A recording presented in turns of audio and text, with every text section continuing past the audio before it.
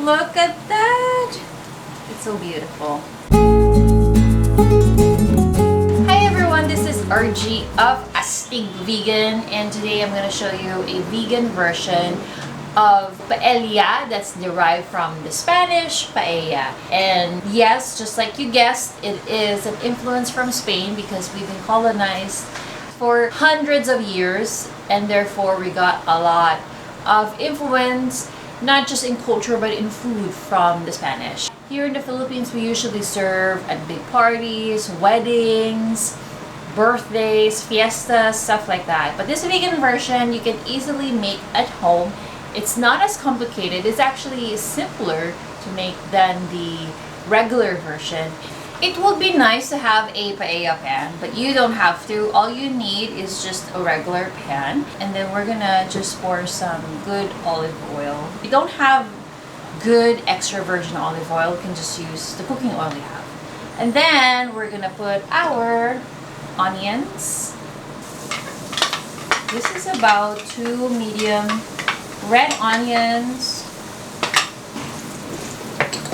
half of a small red bell pepper. Now, this is more of a personal preference, personal recommendation. I roasted my garlic, a whole bulb of garlic. I cut the top, just the 1/4 top, and drizzled olive oil. I covered it in foil, turned on the oven to 400 degrees Fahrenheit for 30 minutes. And it lends a nice roasted, not just aroma, but even flavor. And then we're gonna put our 1 cup of diced tomatoes that were in can. So what's nice about having the tomatoes in can was that the quality of the tomatoes, superb quality. But if you don't have access to this, then you can just buy it fresh. But just make sure that they're really nice and, juicy and red and plump, all that. This is what you call this process called sofrito. It's very similar to the gisa because this is like more of a sauteing. So aside from the sea salt, which I'm gonna add now, we're also gonna put a little bit of paprika. I have access to, this was actually a gift, so it was really nice, smoked paprika, aka Spanish paprika. You can also just use regular paprika, 3 big pinches of that. And I also am lucky enough to have access to saffron. Here in the Philippines, or even when I was in the US, saffron is just very expensive and premium and gourmet. But I'm very lucky that even here in Quezon City, Philippines, I was able to find it. I just need a little bit. So you actually just will need a little bit of this. And these are not threads. These are powdered form. So you don't have to dilute this. They come in sachets. So it's like per use. I guess the poor man's version is safflower.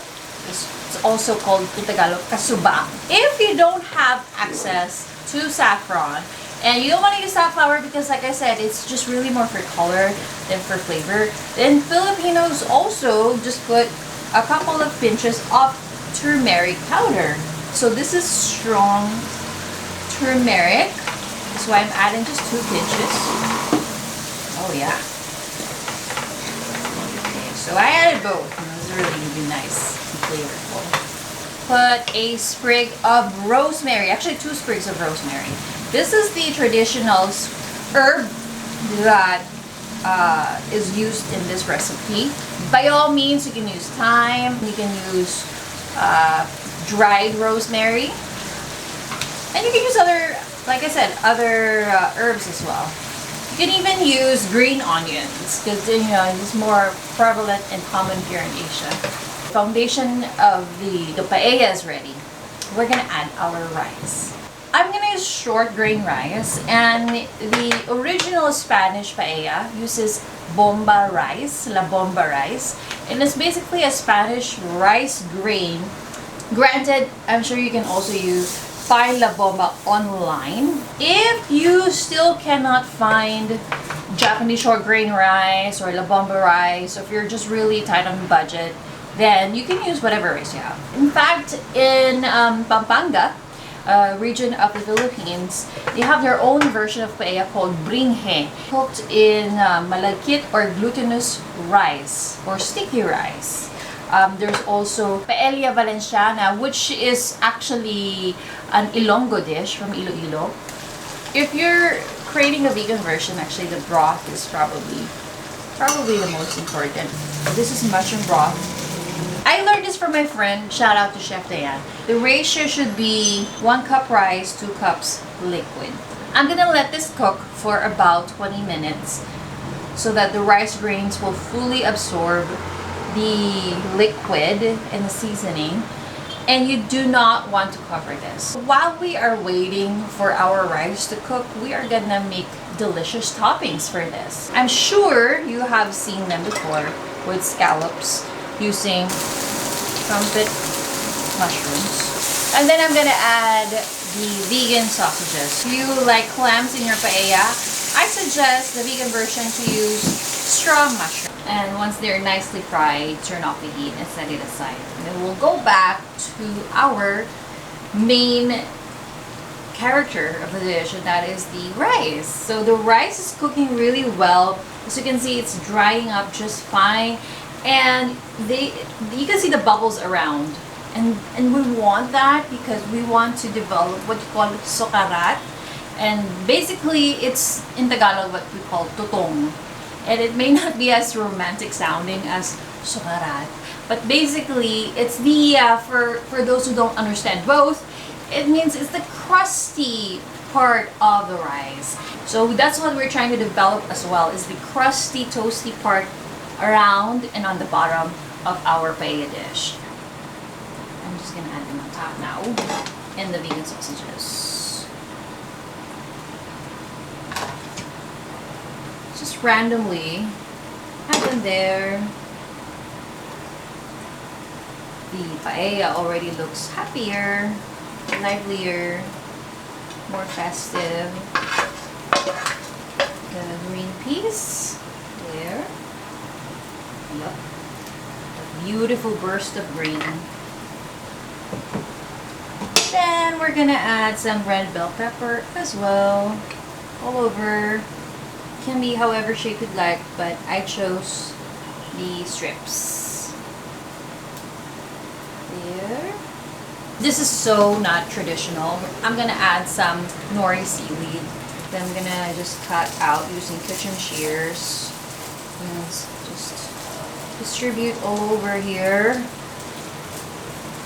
And lastly, just want to add a garnish of lemon, because just like in Filipino cuisine, we actually want to serve some Filipino dishes with calamansi on the side, because the dish can be super savory that you want some citrus or some kind of acid to cut through it.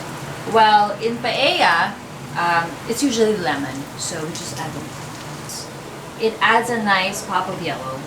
Look at that! And there you have it. We have our AstigVegan paella.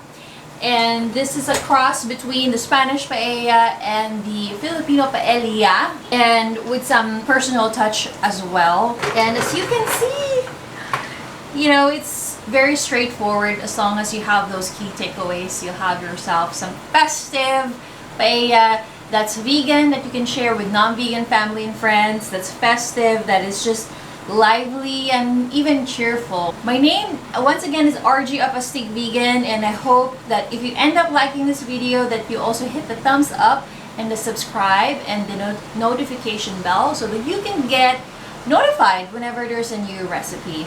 Well, I'm gonna dig in now because I can't wait to try the sokarat and all the other festive ingredients.